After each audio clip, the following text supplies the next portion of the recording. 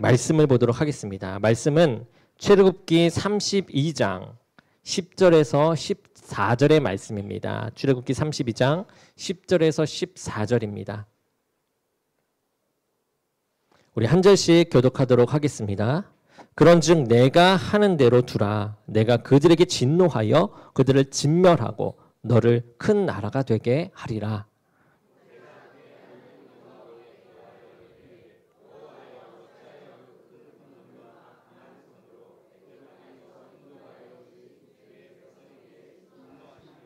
어찌하여 애굽 사람들이 이르기를 여호와가 자기의 백성을 산에서 죽이고 지면에서 진멸하려는 악한 의도로 인도해 내었다 말하게 하시려 하나이까.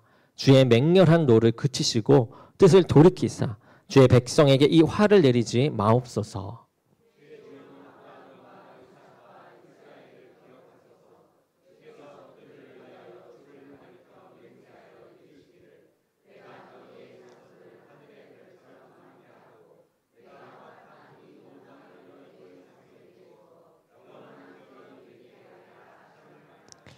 여호와께서 뜻을 돌이키사 말씀하신 화를 그 백성에게 내리지 아니하시니라. 아멘. 예, 오늘 말씀은 책임이 있는 헌신이라는 제목입니다. 자, 이번에 우리 임직자분들의 그 헌신을, 이 아름다운 그 헌신을 보면서 저의 헌신, 나의 헌신에 대해서 다시 한번 생각해 보는 시간이 되었습니다. 그래서 이 헌신에 대해 깊이 이제 고민을 해 보았습니다. 나는 어떠한 헌신을 하고 있는가? 헌신은 도대체 무엇인가? 어떠한 요소가 이 헌신에 들어있는가?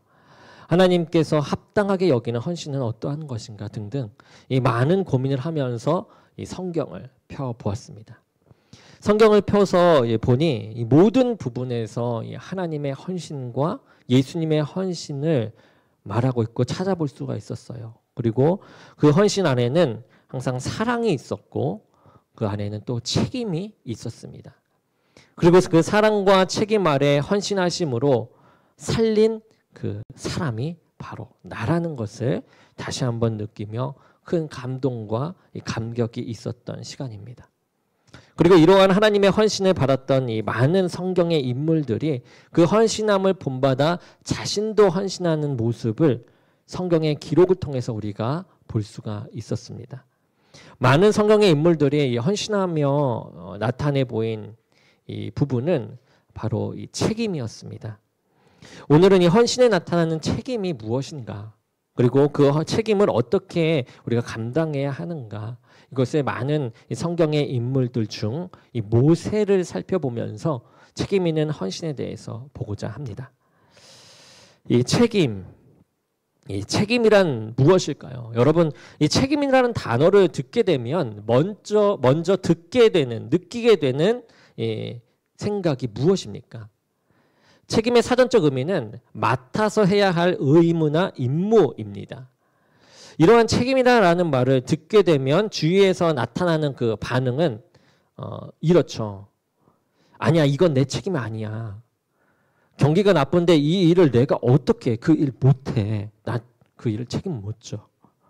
우리 부장님 너무 어이없어. 어떻게 부장이라는 사람이 그걸 책임 못 지고 이 사단을 만들지? 등등. 이 책임이라는 단어를 듣게 되면 이렇듯 회피하려는 모습, 내 책임은 아니다라는 그런 회피하려는 모습이 나타나게 마련입니다. 우리에게 이 책임은 이렇게 감당해야 함에도, 감당해야 되는 것을 알매도 피하고 싶은 그 무거운 짐과 같다라는 것이죠. 되도록이면 지고 싶지 않은 무거운 짐입니다. 실제로 이 책임이라는 것은 무거운 것입니다. 쉽게 생각하며 말할 수 있는 그러한 단어가 아니죠. 어쩌면 사람들은 책임에 대한 무게가 얼마나 무거운 것인지 알기 때문에 이러한 회피의 반응을 보이는 것은 아닐까 생각해 봅니다. 오늘 말씀에 나타난 이 모세 또한 이 책임에 대해 많은 고민을 했던 인물 중에 한 명입니다.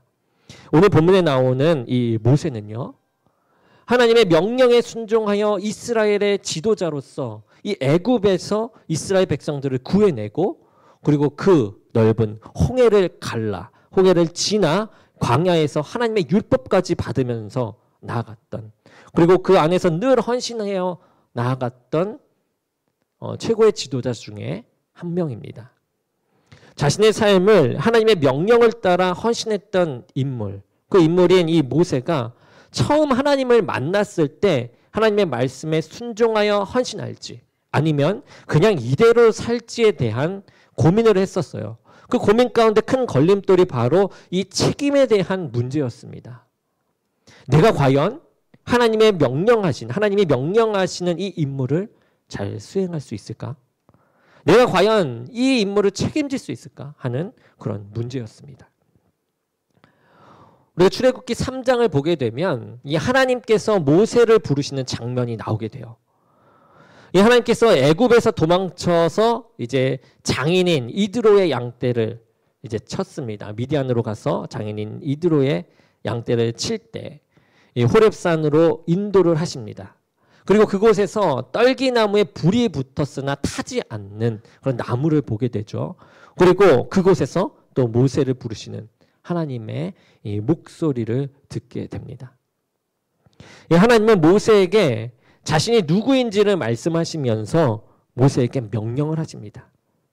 출애굽기 3장 10절에 나온 말씀입니다. 이제 내가 너를 바로에게 보내어 너에게 내 백성 이스라엘 자손을 애굽에서 인도하여 내게 하리라 라는 말이었어요. 이때부터 모세는 이 막중한 책임에 대해 내가 할 수 있는가 아닌가를 생각하기 시작합니다. 그러나 그 책임이 너무 막중하고 자신의 생각으로는 이 답이 나오지 않는 거예요. 내가 할 수 있는 일이 아니다라고 생각되자 하나님께 계속해서 이렇지 않습니까? 이러면 어떻습니까? 하고 질문을 하며 말하고 있습니다. 어떻게 얘기합니까? 내가 하나님께서 보낸 자임을 저들에게 어떻게 제가 증명합니까? 저들이 이 하나님께서 나를 보내셔서 이렇게 말하는 모든 것들이 그들이 이제 그 말을 듣지 않으면 하나님께서 나에게 나타나지 않았다고 그들이 욕할 것 아닙니까? 그리고 저는 본래 말을 잘 못합니다. 저는 입이 뻣뻣하고 혀가 너무나 둔합니다. 이렇게 계속해서 하나님께 이야기하는 것이에요. 모세의 모습이 어떻습니까? 여기서 저는 하나님이 주신 그 임무에 대해 반응하고 있는 모세의 모습을 이 두 가지로 보고자 합니다. 첫 번째는 자신이 책임질 수 없기에, 자신의 힘으로선 책임질 수 없기에 회피하는 모세의 모습을 봅니다. 모세는 미디안으로 피하기 전에 이 애굽 왕의 딸에 의해 무에서 건져져서 왕이 되었던 자이죠. 그럼 그가 이 애굽 사람이 히브리 사람을 치는 것을 보고, 그러니까 공격하고 괴롭히는 것을 보고 애굽 사람을 죽이게 됩니다. 모세는 히브리 사람이 자신의 핏줄임을 알고 있었어요. 그래서 그는 더 이상 이 애굽 사람이 히브리 사람을 괴롭히지 않기를 바라는 그 마음과 자신의 형제를 괴롭혔다라는 그 분노의 마음이 이제 이 애굽 사람을 죽이게 되는 그런 결과에까지 이르게 되었습니다. 어쩌면 모세는 그 히브리 사람에게는 구원자였습니다. 그러나 이 애굽 사람에게는 살인자가 되었던 것이죠. 모세는 살인에 대한 이 책임이 너무 무서워 그 죽였던 이 애굽 사람을 숨깁니다. 숨기게 됩니다. 그리고 그 살인에 대한 사실이 들키게 되자 미디안으로 도망치게 돼요. 책임을 회피하는 것이죠. 이때 모세는 책임에 대한 생각을 이제 깊이 했을 것입니다. 책임지지 못할 일을 저질렀다라는 것이 얼마나 무서운 것이며 책임진다라는 것이 얼마나 무거운 것인지 뼈저리게 느꼈을 것이에요. 자신은 도와주고 싶었습니다. 그런데 이러한 결과가 나왔기 때문에 도와줌에도 자신의 행동에 어떻게 책임져야 할지 그것에 몹시 불안해하고 공포에 떨어 있었습니다. 그런 자신이 이제 하나님께서 찾아오셔서 이스라엘 백성을, 그것도 애굽의 왕인 바로 앞에서 구해내라고 하시는 것이에요. 모세는 이 경험으로 이 책임지는 것에 신중할 수밖에 없었습니다. 이 도망치는 이 사건, 애굽 사람을 죽이고 도망치는 사건으로 인해서 책임진다라는 것에 더욱더 신중할 수밖에 없었고, 자신이 감당하지 못하는 것은 짊어지지 않으려고 했을 것입니다. 두 번째는 이 무거운 짐은 그냥 회피하려는 그런 모세의 모습입니다. 너무 무거워서 그냥 회피하는 것이죠. 자신이 할 수 있고 없고를 떠나 회피하려는 그런 모습입니다. 모세는 하나님과의 대화에서 자신이 책임질 수 없는 일임을 직감했어요. 그리고 이 무거운 짐을 또 지고 싶지 않았습니다. 이러한 상황이 오면 어떻게 합니까? 저러한 상황이 오면 어떻게 합니까? 라고 하면서 계속해서 회피하는 그런 모세의 모습을 봅니다. 그때 하나님께서 말씀하시죠. 출애굽기 3장 12절에 이렇게 말씀하십니다. 우리가 성경책을 펴서 그 말씀을 보도록 하겠습니다. 오늘은 PPT보다는 성경책 우리 함께 펴서 보겠습니다. 출애굽기 3장 12절입니다.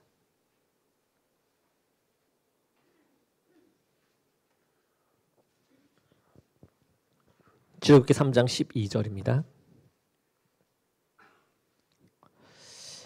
우리 함께 읽어보겠습니다. 시작. 하나님이 이르시되 내가 반드시 너와 함께 있으리라. 내가 그 백성을 애굽에서 인도하여 낸 후에 너희가 이 산에서 하나님을 섬기리니 이것이 내가 너를 보낸 증거니라. 아멘. 이 하나님께서는 모세와 함께 하신다라고 하세요. 그것도 반드시 함께 하신다라고 말씀하셨습니다. 그러한 하나님의 말씀에도 불구하고 모세는 어떻게 합니까? 계속해서 회피하고 마지막에는 어떻게 얘기하냐면 이렇게 얘기해요. 오 주여 보낼 만한 자를 보내소서. 나는 아니라는 거죠. 결국 모세는 이 무거운 책임을 지고 싶지 않았던 것이에요. 하나님이 함께함에도 그 책임은 우리에게 이렇게 무겁게 다가오는 것입니다. 이렇듯 책임지는 것은 너무나도 무거운 것이에요. 그러니 하나님의 명령을 수행해야 하는 이 책임을 가지고 또 내 몸과 마음을 드리는 이 헌신은 더욱더 얼마나 더 무거운 것이겠습니까? 헌신은 이렇게 무거운 것이고 그 무거운 것을 짊어져야 하는 것이 이제는 우리입니다. 결코 헌신을 가볍게 볼 수 없는 것이죠. 그렇기에 이 교회를 위해서 헌신하고 있는 각각의 자리에서 헌신하고 있는 여러분은 결코 가볍게 볼 수 없는 사람들이 되는 것이죠. 그리고 존경받아야 마땅하고 본을 받아야 마땅한 사람들입니다. 그런데 여기서 우리는 제대로 된 헌신을 하나님께서 원하시는 헌신을 하고 있는지 먼저 제대로 살펴보아야만 해요. 정말 내가 하나님이 원하시는 그 헌신을 하고 있는가? 우리의 헌신이 우리에게는 정말 무겁게 보여도 어쩌면 하나님이 보시기에는 너무 가벼운 헌신일 수도 있습니다. 책임에 대한 무게, 헌신에 대한 무게, 이 하나님이 말씀하시는 그 헌신에 대한 무게를 모르면 우리는 제대로 된 헌신을 할 수가 없어요. 이 헌신의 무게를 우리가 제대로 알아야 그 다음 단계로 우리가 나아갈 수가 있습니다. 사랑하는 여러분, 성경에서 이 헌신하면 대표적으로 떠오르는 인물이 누구인가요? 대표적으로 가장 먼저 떠오르는 인물, 신이면서 사람인 예수님이시죠. 우리를 위하여 우리의 죄를 십자가에 못 박으심으로 사하신, 못 박히심으로 사하신 이 예수님, 핏값으로 우리를 사망에서 건져내신 그 예수님, 이 잔을 내게서 옮겨달라고 하나님께 기도하셨지만 그 짐이 너무 무거워 피할 수 있게 해달라고 하나님께 기도했지만 그럼에도 불구하고 나의 원대로 마시고 아버지의 원대로 하옵소서라고 기도하셨던 그 예수님, 자신의 목숨을 우리를 위해 내던지신 그 예수님의 헌신, 그 헌신이 하나님의 명령, 임무, 그 책임에 대한 무게와 자신의 몸을 드리는 이 헌신에 대한 무게를 몸소 보여주고 있습니다. 예수님뿐만 아니에요. 우리의 아버지가 되시는 이 하나님 또한 엄청난 헌신을 하셨습니다. 우리가 잘 아는 하나님의 헌신이 무엇입니까?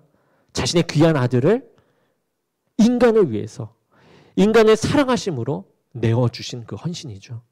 자신의 목숨보다 아끼는 자식의 목숨을 우리를 위해 기꺼이 내어 놓으셨습니다. 그런데 여러분, 그보다 앞서서 하나님은 우리와 언약을 맺으심으로 헌신을 하셨어요. 그것은 이 세상을 만드시고 이 세상을 다스리라고 사람을 택하시고 그 사람에게 하나님의 법을 주셨다라는 것이에요. 왜 이게 헌신이 되어지냐? 그 법은 하나님의 형상과 모양대로 지어졌다라는 것에서 나왔기 때문이에요. 하나님은 어떤 분이십니까? 무엇입니까? 하나님은 사랑이라고 합니다. 그렇죠. 사랑의 하나님이 그 사랑을 담아 사람을 만들었고요. 그 사랑을 서로 나눌 존재로 사람을 만드셨습니다. 그래서 예수님께서는 이렇게 말씀하고 있어요. 우리 찾아보도록 하겠습니다. 요한복음 17장 21절에서 23절입니다. 요한복음 17장 21절에서 23절의 말씀입니다.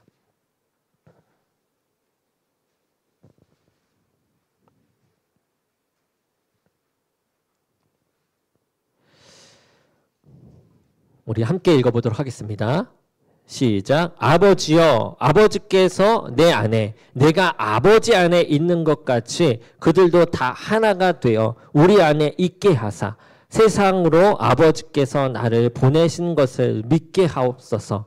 내게 주신 영광을 내가 그들에게 주었사오니 이는 우리가 곧 내가 그들 안에 있고 아버지께서 내 안에 계시어 그들로 온전함을 이루어 하나가 되게 하려 함은 하나님께서 사랑하신 같이 그들도 사랑하신 것을 세상으로 알게 하려 함이로소이다. 아멘. 나를 사랑하신 같이 그들도 사랑하신다라는 것을 세상으로 알게 하려 함이로소이다. 하나님은 이러한 사랑의 법을 아들을 죽이시기까지 이행하신 것입니다. 이것이 엄청난 하나님의 헌신입니다. 왜냐하면 여러분 우리가 생각해 봅시다. 하나님은 또 어떤 분이십니까? 사랑과 함께 역사는 전지전능하신 분 아니십니까? 하나님 위에는 아무것도 없습니다. 가장 높으신 분이 바로 하나님이세요. 그러한 하나님이 이 사랑의 법으로 우리와 함께 하셨고 무엇보다 그 법에 자신도 묶으셨다라는 것입니다. 하나님은 법을 초월하신 분이세요. 그러한 분이 우리를 너무나도 사랑하셔서 그 법에 자신을 묶으셨습니다. 그 법에서 어긋나는 모습을 보이지 않으시고요. 오히려 자신의 아들을 내어주시기까지 그 사랑의 법을 이행하고 계십니다. 그리고 우리에게 그 법을 전하고 계신 것이에요. 그렇게 하지 않아도 되시는데 우리 때문에 우리를 위해서 우리와 사랑을 나누고 싶으셔서 우리를 책임지기 위해 자신의 그 법에 묶으시는 그 헌신, 그 무게를 감당하신 하나님과 예수님을 이 시간 마음속 깊이 경험되기를 원합니다.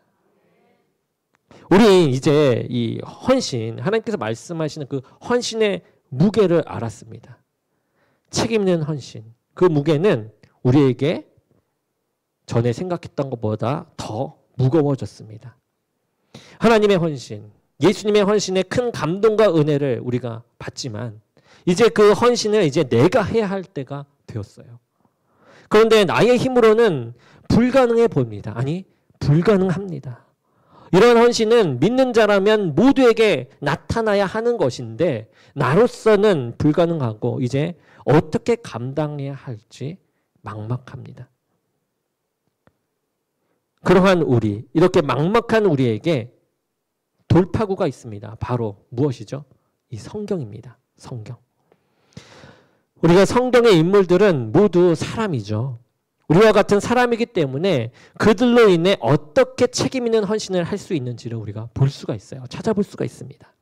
그 답은 간단하죠. 우리가 다 알고 있는 사실입니다. 앞서 읽었던 출애굽기 3장 12절의 말씀에 나온 내용이죠. 무엇입니까? 내가 반드시 너와 함께 있으리라. 뭐라고요? 내가 반드시 너와 함께 있으리라. 아멘. 이 하나님이 우리와 이렇게 함께 하십니다. 우리의 도움이 되시고 우리를 인도하세요. 이것을 우리는 모두 알고 있어요. 그리고 하나님이 함께 하심을 늘 생각하면서 살아갑니다. 그런데 그렇게 생각하며 살아감에도 불구하고 이 헌신이 버거워요. 버거운 그 이유는 무엇이냐? 하나님이 반드시 우리와 함께 하신다는 사실을 못 믿어서가 아니라 그 말씀을 어떻게 적용하면서 이 세상에 이 땅에서 적용해야 하는지 우리가 몰라서인 것입니다.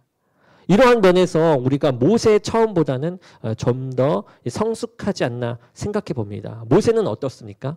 모세가 보낼 만한 자를 보내소서라고 이 책임을 회피하자 하나님이 어떻게 하셨죠? 노하셨어요. 화를 내십니다. 하나님께서 내가 다 도와준다고, 너의 입을 대신할 아론도 옆에 붙여줄 거고, 그 아론이 너를 하나님같이 여길 거고, 이 지팡이가 이적을 행할 것이니까 이제 빨리 애굽으로 가서 이스라엘 백성들을 구해라 라고 하면서 이렇게 화를 내신 거예요. 노하십니다. 그때서야 모세가 움직여요. 모세가 하나님의 말씀에 설득되어 믿음을 가지고 가는 것일 수도 있습니다.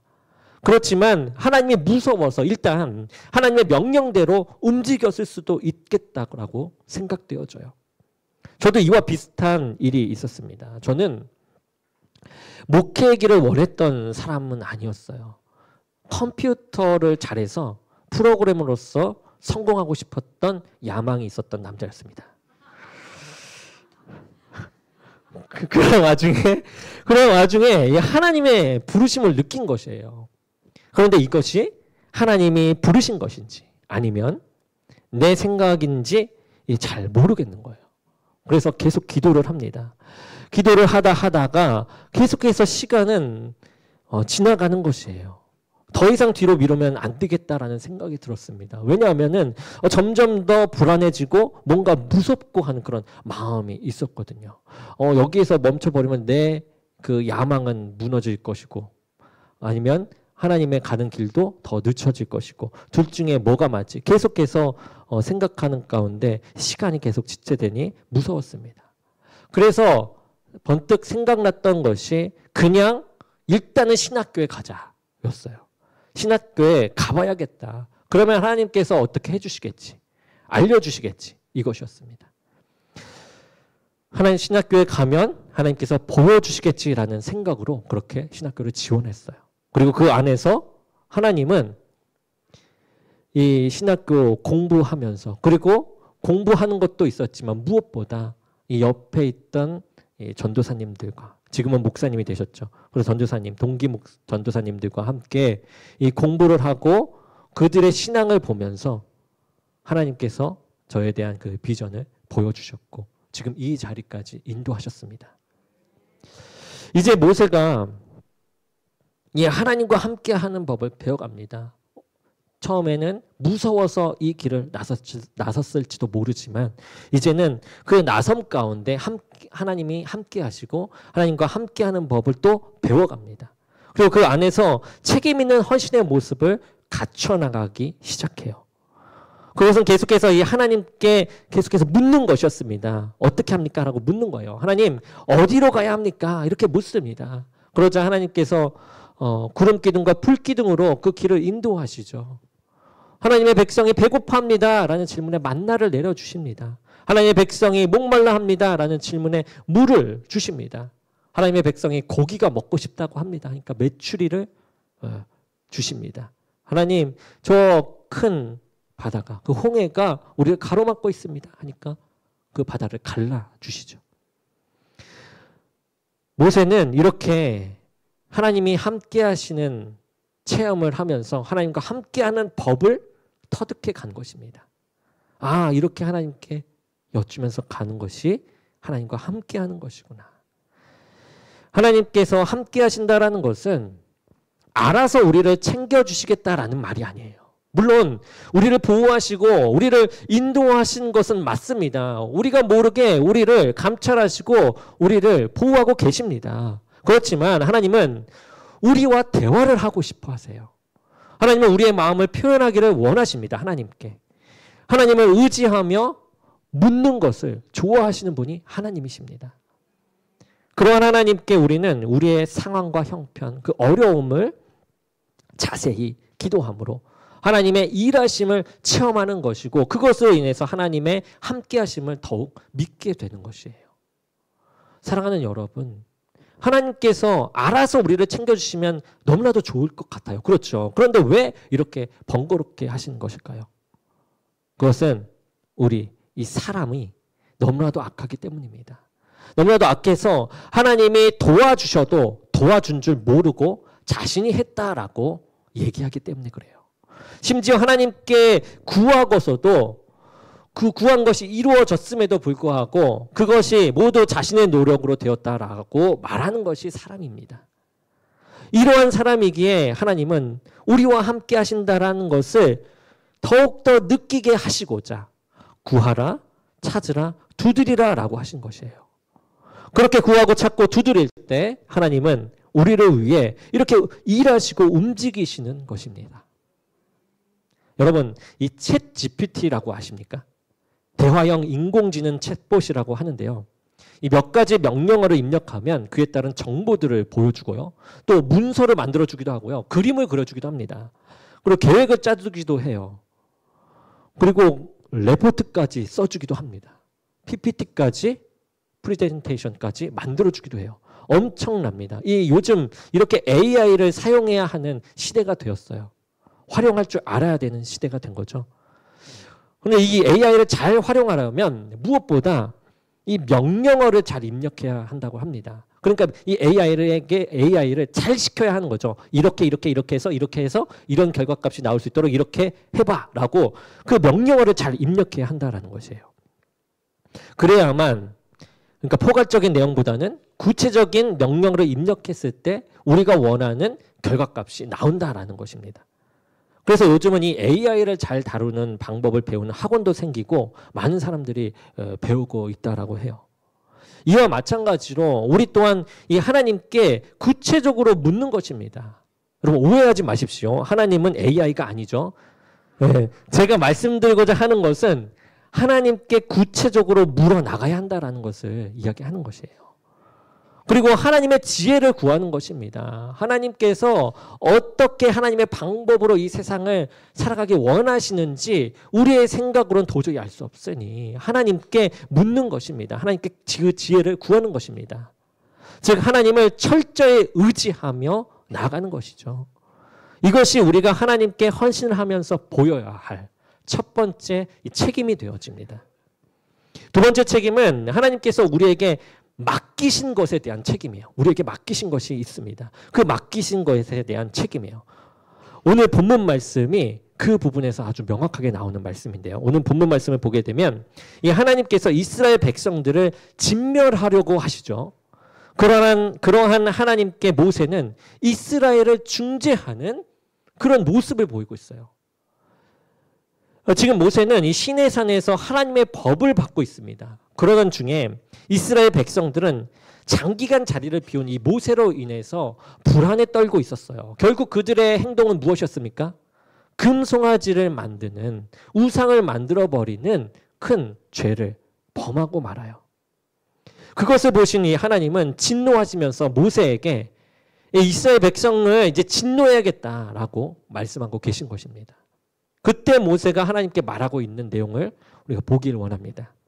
모세는 지금 하나님께서 약속하셨던 언약을 말하면서 하나님의 진노를 이제 멈추고 있습니다. 수그러뜨리고 있는 것이에요. 이 모세의 중재로 우리가 알 수 있는 것은 하나님께서 맡기신 이 모세에게 맡기신 이스라엘 백성을 책임지고 있는 그 모세의 모습입니다.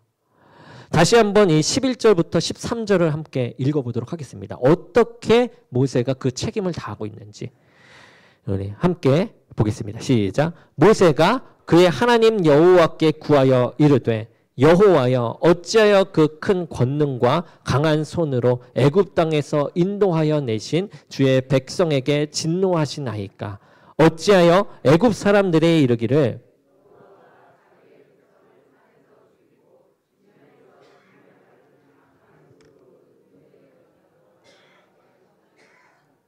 주의 종 아브라함과 이삭과 이스라엘을 기억하소서. 주께서 그들을 위하여 주를 가리켜 맹세하여 이르기를 내가 너희의 자손을 하늘의 별처럼 많게 하고 내가 허락한 이 온 땅을 너희의 자손에게 주어 영원한 기업이 되게 하리라 하셨나이다. 아멘. 모세는 이 하나님께서 맡기신 일에 대해 이 제대로 간파하고 있었어요. 처음 하나님의 부르심을 회피했던 이 모세비 여기서는 보이지 않습니다. 오히려 하나님께서 맡기신 이스라엘 백성을 책임지고 있는 그 모세를 발견하게 됩니다. 하나님의 이 진노하심으로 이스라엘은 멸망하고 자신은 큰 나라가 되게 하시겠다라는 하나님의 말씀을 모세는 들었어요. 여러분, 이 하나님께서 이렇게 말씀하셨을 때 저희가 모세의 입장이 되었다라고 생각해 봅시다. 계속해서 지금까지 오면서 불평불만만 했던 그 이스라엘 백성, 이제 더 이상 책임지고 싶지 않을 법한 그런 이스라엘 백성을 하나님께서 진멸하시고 나로 큰 민족을 이루겠다라고 하십니다. 유혹이 될 만한 이야기입니다. 그것을 덥석 물고 잡을 수 있는 이야기예요. 그런데 모세는 하나님께서 맡기신 그 백성들을 향한 그 책임을 다하는 헌신을 보여주고 있습니다.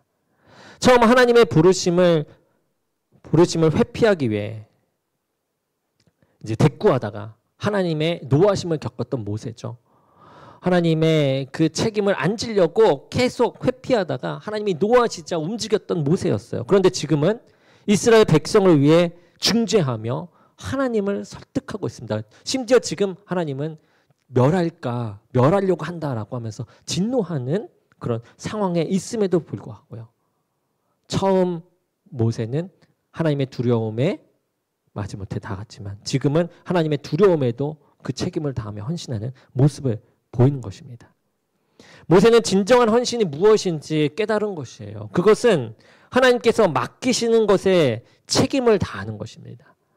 그래서 모세는 하나님께서 맡기신 이스라엘 백성을 끝까지 지키고 있는 것이에요. 여러분, 우리에게도 모세와 같이 헌신하라며 하나님께 맡기신 것들이 있습니다. 우리가 이 맡기신 것들에 대해서 책임지며 헌신하며 나가기 원합니다. 첫째는 이것이에요. 교회를 우리에게 맡기셨습니다. 이 담임 목사인 저에게만 교회를 맡기는 것이 아니라 우리에게도 각자의 역할에 맞게 교회를 맡기셨어요. 장로로서, 권사로서, 집사로서, 성도로서, 찬양 인도자로서, 차량 봉사자로서, 그리고 그 외에 보이지 않는 곳에서 교회를 위해 헌신하는 그 손길들을 통해서 하나님께서는 놀랍게 일하실 줄로 믿습니다. 우리가 교회를 위해 헌신합시다. 둘째는 가정을 우리에게 맡기셨어요. 이 부모에게는 하나님께서 대행자의 역할을 부여하셨습니다. 하나님의 말씀으로 양육의 주도권을 가지고 아이들에게 생명을 불어넣는 아름다운 가정을 만드는 하나님의 대행자가 되기를 하나님은 원하시고 계신 것이죠.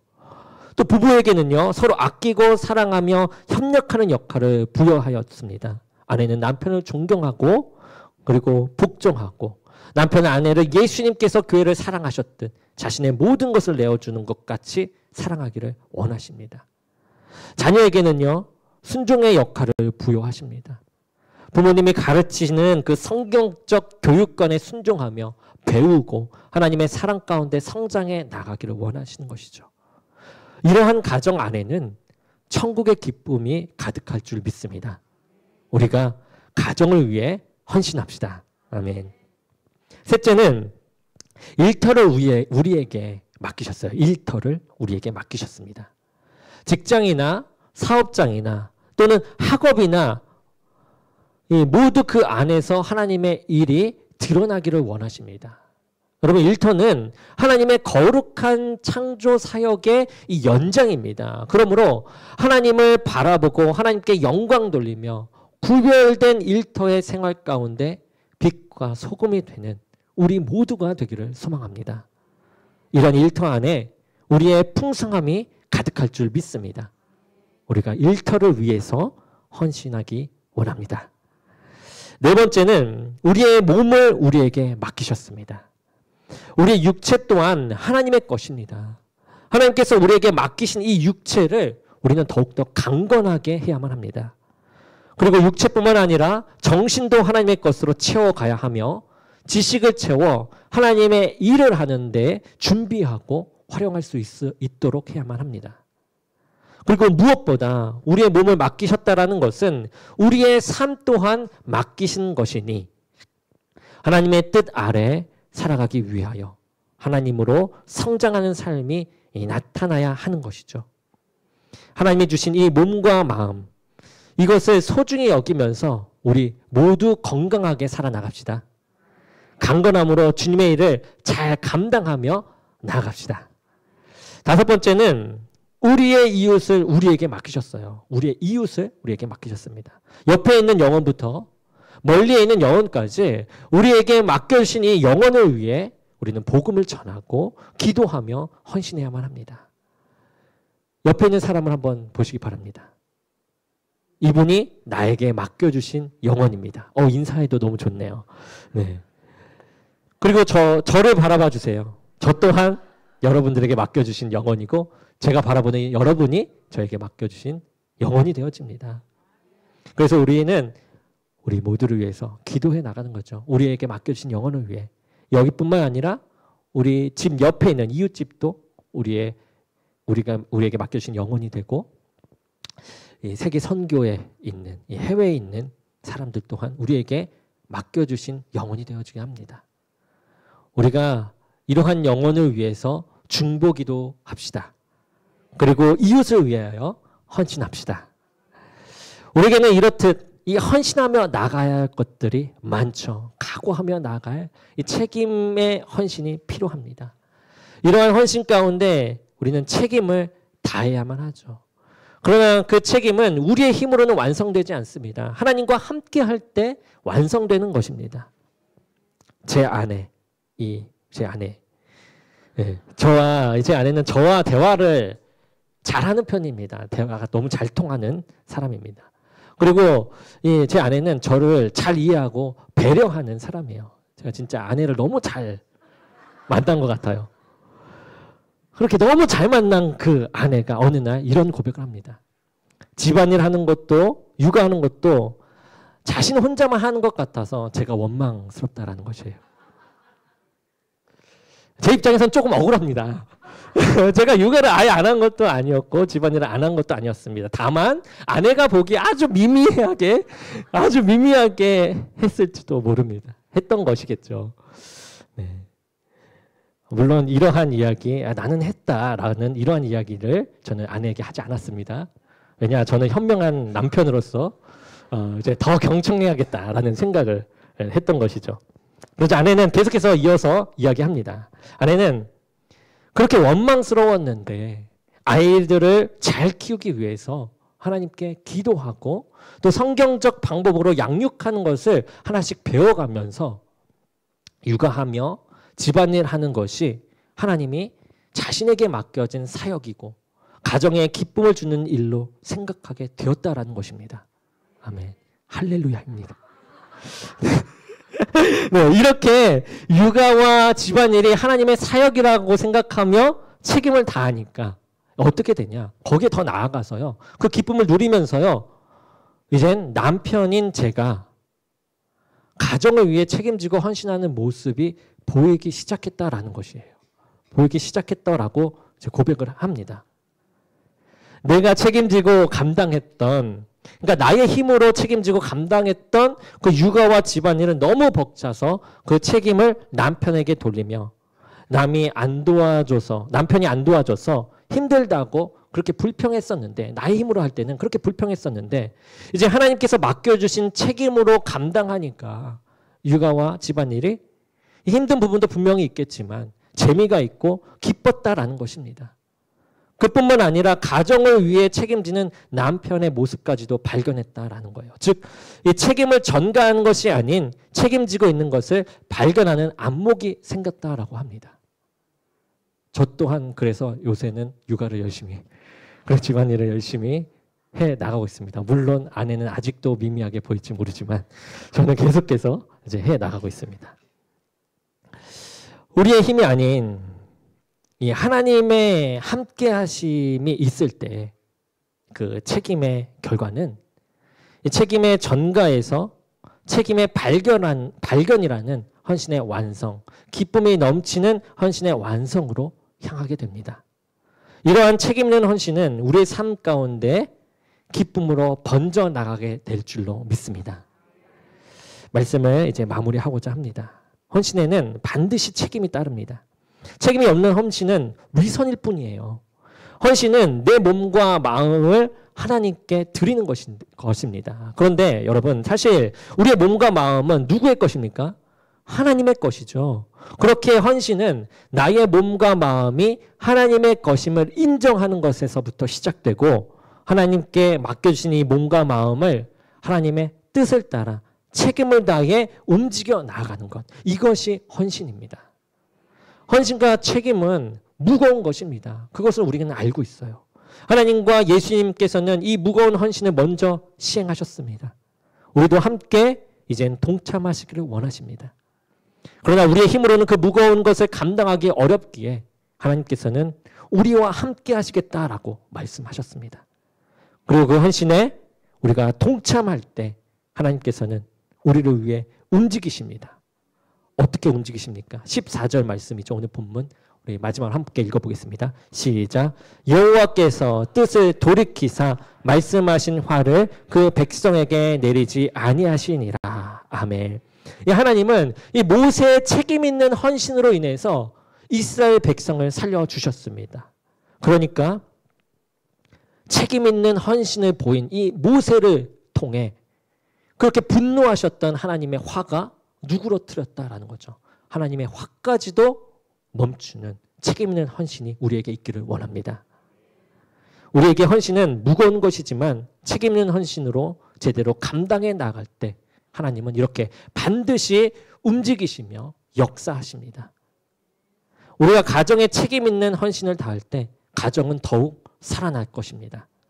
교회에 책임 있는 헌신을 다할 때 교회가 살아날 것입니다. 직장과 사업, 학업과 나의 삶에 이 책임 있는 헌신을 다할 때 우리의 직장과 사업, 학업과 우리의 삶이 살아나는 역사가 나타날 줄 믿습니다.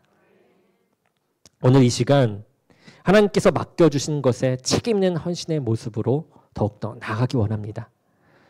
무척 무겁고 무척 버겁습니다만 하나님께서 함께 하신다는 것에 우리가 신뢰함으로 더욱더 힘을 얻어 나가기 원합니다. 그리함으로 하나님 자신까지도 묶으신 이 사랑의 법에 따라 하나님의 놀라우신 기적이 하나님의 살리시는 역사가 우리 삶 가운데 깊이 있게 체험되고 그리고 하나님의 진노하심까지도 돌이킬 수 있는 책임의 헌신을 다하는 저와 여러분이 되기를 주님의 이름으로 간절히 축원합니다.